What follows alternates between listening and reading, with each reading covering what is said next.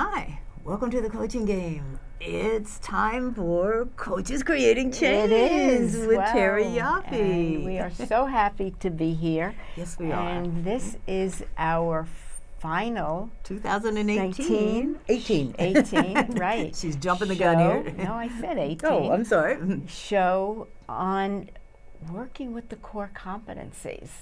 So today, I think it would be a great start to kind of go through them, talk a little bit about each one, and then get to our 11th core competency, which is managing progress and accountability.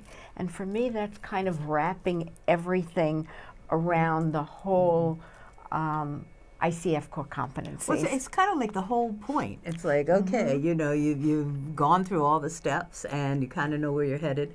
It's like, now how do you keep it together, right, and how do you exactly, move it forward? Exactly. Yeah. So when we started back in January, my gosh, I know, forever ago, we looked at the first set of core competencies, which was the first building block, setting the foundation, right?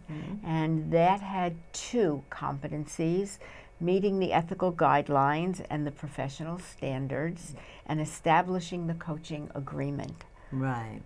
And meeting the ethical guidelines and standards, that's why Terry and I are both so pleased and proud to be a part of the International Coach Federation, because they've already set up ethical guidelines and standards that are followed not only nationally, but internationally. Right. And that just really gives coaches a guideline as to how they should be handling themselves and the behaviors that should take place and that shouldn't take place. Basically, what one of the things is where it's very difficult for a coach. I won't say it's difficult, but a coach has to be constantly aware that she is a coach, or he or she is a coach, as opposed to a counselor, as opposed to a mentor, as opposed to a psychiatric therapist, right. yeah. And it's so, after we've gone through the laborious training that we both went through different agency or schools. Program, right, Terry schools. was CTI and I was IPEC, but it took us a long time to get where we're going. Then you know that this is what a coach does. And this is the boundary you don't want to cross, and here's what you do within the realm of coaching. So ICF has already set that up, so we don't have to be geniuses. We just have to follow the rules. And I just want to add to that, the thing about ICF is they are always refining and what the standards are, whether they're increasing certain things. And our last episode with Magda Mook, who's the CEO of ICF, one of the things we talked about was, how can a coach be, and I loved what she said about, if you have an experience, you can talk about it. If you bring something to the table, you can talk about it. So it's not so cut and dry as to the role of the coach. And one of the things that I do is, if I want to say something outside of the coaching realm, I'll say, I'm taking my coaching hat off, and we'll talk, without that. Right. So that there's many ways to help and work with a client. So, and it doesn't mean that you can't give advice or a suggestion. The way that ICF would like you to handle that is, it's like, ask permission. Right. Do you mind if I make an observation? Do you mind if I make a suggestion? And then don't be attached to the answer. Right, of course. I mean, because if I say, Terry, you know what I think? I think you shouldn't wear gray anymore. And then she goes, no, I love gray. And then I'm going to say, no, but gray. You look gorgeous in gray, by the way. But gray is, and I'm going to go, that's not a good color for you. Don't get attached. I mean, it's not your session. It belongs to the client. Exactly, So, exactly. Yeah. And one of the things that I do is, this morning I had a client, and, listening to him, I said, so, again, I'm just curious about something, and go into what I was curious about. And some things stuck, and some things not so much, until the end. He says, maybe blah, blah, blah. You could have been right. Yeah. Right, exactly. So Yeah. anyway, that's basically meeting the ethical guidelines And what actually, that I means. love that you brought that up, because it's really like, coaches are not question machines. I know everybody goes, oh, you have all the answers. You tell your client that. I never tell my client Right, that. If they had all the answers, they wouldn't hire me. Right. So it's like, okay. And we don't have all the answers. We don't have any answers. We're going to dig them out together. Right. But it's like, you really, it's so good to make an observation, or it's so good to say, oh, you know what? Yeah, I know exactly what you're talking about. Let me clarify. Is this what you meant? Right. Exactly. It makes the interchange human, as opposed to, here, I'm going to shoot you this question. Oh, okay, now here's the next question. Right, And yeah. Yeah, so there are many ways to get there. Exactly. Be human. I think that would be the first rule. Exactly. Be human. Exactly. And the next one is, under that heading of setting the foundation, is establishing the coaching agreement, which is really, for me, in a lot of ways, sets the foundation. The framework, yeah. Exactly. Definitely. Yeah. Of what everything else is built on. And there's a couple of course you're going to ask the client, what do you want to work on, but you want to find out you want to get a little deeper, and you want to go, okay, well, specifically, what's the goal for this session? And then, until we had a conversation, but it's like, okay, so Terry feels that perhaps, well, tell them what you feel about goals. I don't ever use goals? that word. However, I was on a webinar where Marsha Reynolds spoke. She is a fairly well-known coach. I think ex-president, or is she the president now? No. If she was, it was a long time ago. Yeah. Oh, she's okay. not. Yeah, she's written Outsmart Your Brain. She's written a few books. And what she talked about in opening up the session could be, what is your desired outcome for this session? If not that, what? I mean, she had a very long, what would it resolve? What? I've now picked up a little bit on that, but I never use the word goal. We've talked about we had that. A whole show about that. Right, exactly. So, and obviously, we didn't change any minds between the two of us, but that's okay. But, one of the questions that they ask is, that can be asked in setting up the framework is, well, what's your measure of success? What would make this a successful session? And one that I think is genius, and I wish they had come up with that when I was actually going through the training, is like, well, why is that important to you? I may think I know why it's important, but you tell me, why is this important to you? Because a lot of times the answer is amazing. And I think what you were talking about is the question that I find that people don't feel comfortable with. It's like, what do you feel? What issues do you feel need to be resolved here, or dealt with, or addressed? And it's like, and maybe the client won't know, but if the client does know, then that tells you, that's the beauty of that question. That tells you exactly what your next question should be. If you're going to ask, and I go, oh, it's like lack of motivation. It's like, okay, well, what usually gets you motivated? Just deal with it, and that tells you how to start your whole coaching session. So ICF, again, has got it down kind of pat, what, the framework, and it just makes so much more sense, because if you don't get your framework in the beginning and you don't know what you're dealing with, then you have to poke around with all these questions until you hit pay dirt and say, oh, okay, that's what it is. And I think everyone's got a different way of opening. They should, absolutely. Of their coaching session. And, the key is, when you come to the end, that to make sure that they've got their takeaways, that they are got what they needed in a way from the session. Absolutely. So, so that's the first building block. Or that's the first phase of the coaching session. Absolutely. It's kind of setting everything up. Then we come to Terry's favorite. Oh yeah. Establishing trust and intimacy with the client. But that goes with co-creating the relationship. Absolutely. So when you've got the first building block, this comes to the second one, which is, in my opinion, as important. They're all important, but it's co-creating the relationship to ensure that you will get the maximum, the optimum from working with a client for that session. Right, and that whole trust thing is I remember this because it was like Terry was going, I think this is the most important one. Of course, as we went along, yeah, that's important too. But vulnerability was a part of that. Right. It's like you don't have to walk into a session or a situation of any kind and pretend you know everything, because you don't. And it's better if you can just go, wow, that's interesting. I'd love to check that out, or that's a good point. I don't know. Let's see if we can figure it out. And that just that really lets it makes the client, or on a regular basis, if you're not dealing with client, whoever you're talking to, feel like, oh, okay, well, I can have that space too. I don't have to know it all. Right. So that I think vulnerability goes hand in hand with establishing trust and intimacy. Right. Absolutely, trust and vulnerability. For the client and for the coach. Absolutely. And it sets the tone for your session, because you both, it's a collaborative thing. You both are like, here, we're both going to get through this together one way or another, and we're going to help each other. So exactly. And then the coaching presence, which is another big one, which is how does the coach show up with the client and being there, literally being present.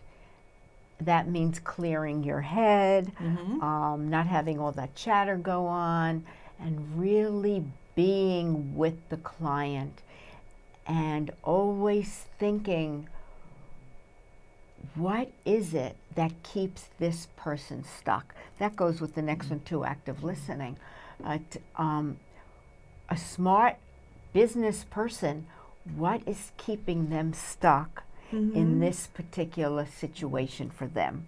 What also goes with that is like to be observant and to be responsive, like you were talking about in the other one. It's just like, okay, it's like if someone says something, it's like you don't move to the next question. If it's like, I really have this big fear, you deal with it. And ICF is very strong on partnering with your client. And that simply means allowing them to choose what happens in the session. It's like, okay, so is this an issue that you want to deal with, or are we ready to make a plan?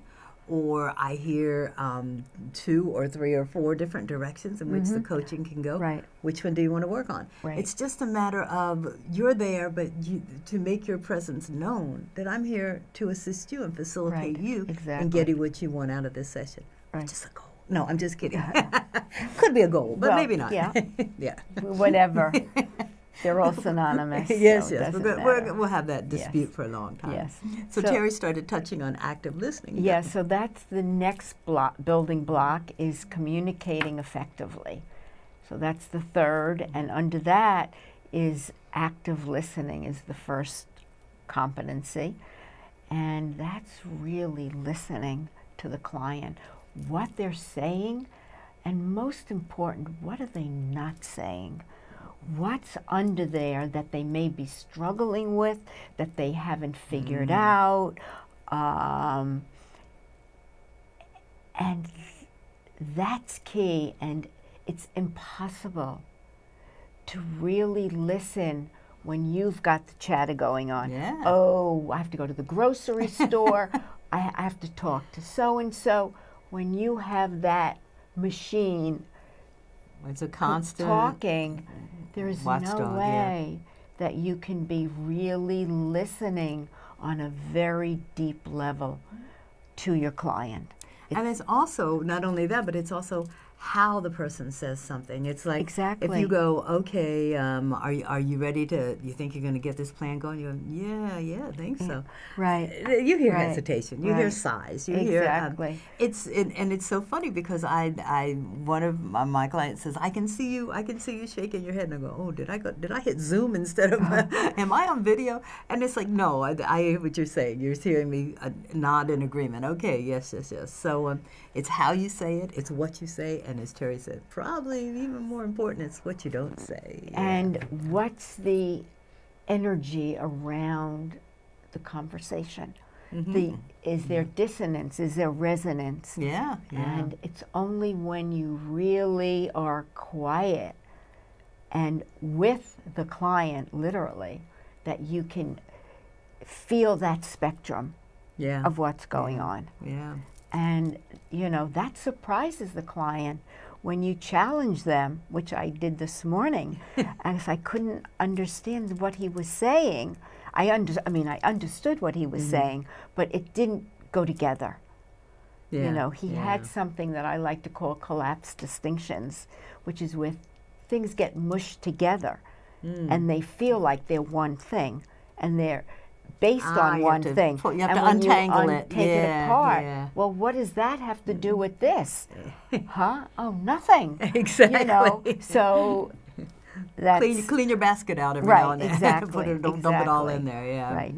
And the next one is powerful questioning, which is, I think anyone who's probably watching the show knows that you get a far better response if you have an open-ended question as opposed to a yes or no, or an either or that limits to two choices, or even multiple choice. Let the person decide what their answer is by asking, you know, who, what, when, how, as opposed to can, should, do, you know, where the answer is yes or no. So those. It's up to you to formulate, you as a coach, to formulate the questions so that you can get the most information out of them. Exactly. Yeah. And we come to the last core competency in that block, which is direct communication, which I think we've talked about in several occasions. How can you be direct with the client? Because in life, it's very difficult. It is. To really have direct communication where you're letting somebody know where he, she stands. And, you know, what I'll say sometimes is, so I'm going to challenge you here. Ah, okay. Challenge. And just so they know, Yeah. because then I'm going to have a direct communication. And I'm going to say, so I hear you saying this, and yet I'm feeling something else. Or, so, Joe, I'm not buying what you're saying. Or there might be something. Is there more? How much more? You know, and this is the great time when if you do want to ask permission to make an observation. Well, you know what I've noticed? There's an ongoing thread of self-confidence and you challenging or self-deprecation or whatever you see. This is the time to do it, to just, you know, say, you know, and then again, don't be attached to the answer, but just say, okay, how do you feel about what I just said? You know, and that way you can get information even if the person even if Joe totally disagrees, you can still get an information about, okay, what's going on? You know, I can still sort of find out what's going on. So, so those are all the communicating effectively goals. Right. Now it's coming to the last block, which is facilitating learning and results. And that is creating awareness, which we've talked about, and being aware and having the client be aware. Right. Reinforcing it. I mean, it could be a simple question like, okay, what are you taking away from today's session? Or what did you learn about yourself today, or the situation? And if your client doesn't have any idea, I don't know, well then say, okay, may I tell you what I noticed, you know, and then how do you feel about that? But it's doing something that will, because a lot of times, as you know, when you're talking, you don't necessarily remember what you said. You're responding and you're thinking of the next answer, and sometimes the clients just don't remember. And it's like, well, you know, a really key moment was. But it's even more impressive if they can say, well, you know what I learned? I learned that I really shouldn't put everything in one basket. I need to separate it out so I can tackle it. You know, whatever they learn. And then that's kind of the whole point of the session, is to create some awareness.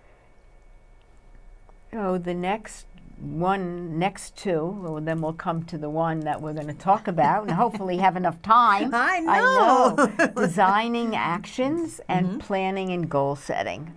Yeah. So those are the next two core competencies. You want to quickly... well, for designing actions, goal setting and planning, we'll talk about that in a minute, but as the whole session is designing actions. Right. So take good notes, or if you have one of those memories, I don't. Right. Take good notes, because as you progress, the actions are being designed. Right. And you're eliminating things that the client's not going to go for, and you're adding things that they've sort of found out about. So designing actions, I think, starts at the very beginning, from setting up the coaching agreement right on down to the bitter end. I agree. And you want to do planning and goal setting? Planning and goal setting is developing and maintaining an effective coaching plan with the client, and goal setting is, setting markers along the way, and planning and then setting. And be as specific as you can, because the more details, the more cemented in the client's awareness it becomes. It's like, oh, okay, so you're going to send your boss a letter that requesting a meeting. When you're going to do that? What are you going to say? And just get all the details down, so so they don't have to. They get off the phone and they go, oh, I don't know. What am I going to do? So be very specific. Exactly. And timely. Don't, it's like, I'm going to do that someday. Because I do that all the time. Give them a time. Making sure. Yeah.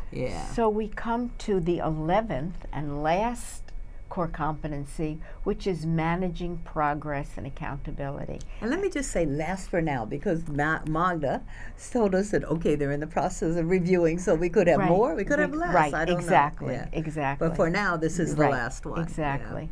And that is holding attention on what is important for the client and leaving responsibility with the client to take action. And responsibility, accountability, that's what this is all about. And I think it's the whole coaching. Accountability, always holding the client accountable for what they say they're going to do, and having them follow through. I think that's the reason why some people do the coaching, because it's like, if I have to report to someone, then I'm probably going to get stuff done. But if not, if I'm doing it on my own, so I think the accountability is key. And I think managing the progress, it's kind of like when you set up the coaching agreement. It's like, well, how are you going to know when you've completed your goal? Right. How are you going to know what's successful? Exactly. Is it going to be you save $20 a week, or you save $200 a week? What's the progress, and how are you going to hold yourself accountable? Right, absolutely. I have two quotes.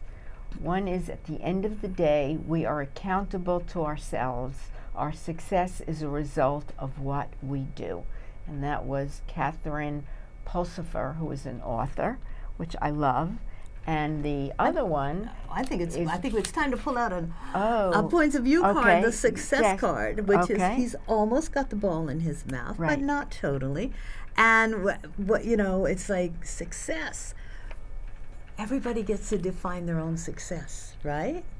Yes, and if you don't reach it, it doesn't mean you're a failure. Yes, we just had that conversation. Right, yes. It doesn't mean that. And the other one, which I like, is by Yaron Golan, who developed he's an Israeli points publisher. Of view. Okay, yes, I didn't know that. Yes. Its results allow us to know where we stand in relation to the target we had set. Pause, take a look, make amends if need be, and then move forward. I am so glad that you brought Yaron in, because I didn't know. Isn't that funny? I love that. Yeah, they're very wise over there, believe me. But I remember when I was taking their training, he came up with something, and I don't know if it was his original, but I'll give him the credit anyway. And we were talking about goals and dreams and all this stuff, and he goes, every dream needs an Excel plan. And it was like, or a spreadsheet. And it was like, yeah, dreams are good, but what you're getting here is you're taking a dream and making it a possibility. And that's it. And whereas one of the cards is everything is possible. Right. So I think that's what Terry was saying in that last quote also. It's like, this is how you make your dreams come true. This is how you modify your dreams so that you can make them come true. I think what we touched upon last time was there are dreams, and then there are that you fantasize about and don't do anything about, and then there are those dreams that you have an Excel sheet or a spreadsheet that you have a plan. Okay, here's overall what I want. Now, how am I going to get there? It's the same thing, step by step by step. And if somewhere you don't see that that's where you're going to get to, it's okay to move in another direction. Well, you know what? It's like we could think it like a GPS, sort of it, like on your phone, and you got the plan, you got it all routed out, and then there's construction or there's a detour, and it's like, okay, well, there are different paths that can get you there. So you might have to take a detour, you might have to take a break. I know you and I both had some health challenges, and you have to take a break, and you have to set your priorities. You know, say, what am I going to take care of now, and what can wait? Exactly. So.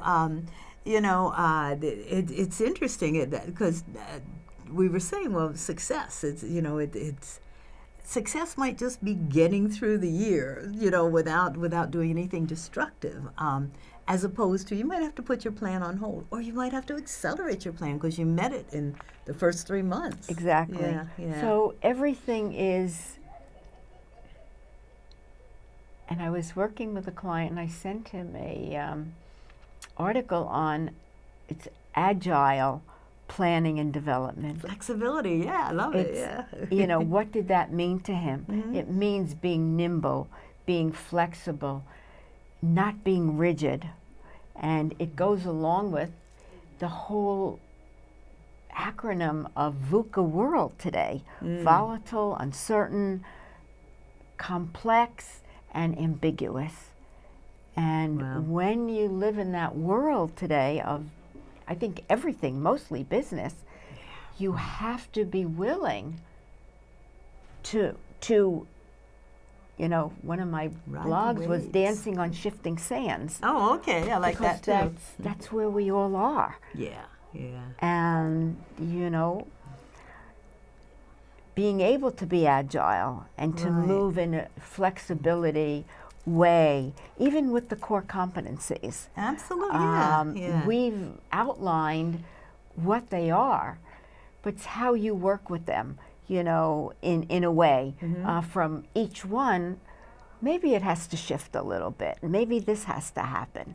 Or maybe you have to emphasize one of them and you know, de-emphasize the other. It is a matter of flexibility. It's a matter of coaching presence, being aware of what's needed. And giving that to whoever you're talking to. And it doesn't just have to be a client. It could just be in regular stuff. Hopefully the coaching session has brought about more awareness, and you're aware of more of your capabilities or different perspectives or whatever you want to get out of that coaching session. But these are great guidelines to get going. They are, and I really want to say thank you for letting us share I know, it's been these so fun. core competencies over the year, and hopefully we've imparted some wisdom of that. We've always said this isn't only about coaching, it's about life. And on that note, I'm going to say bye. Have a great new year. We'll be back.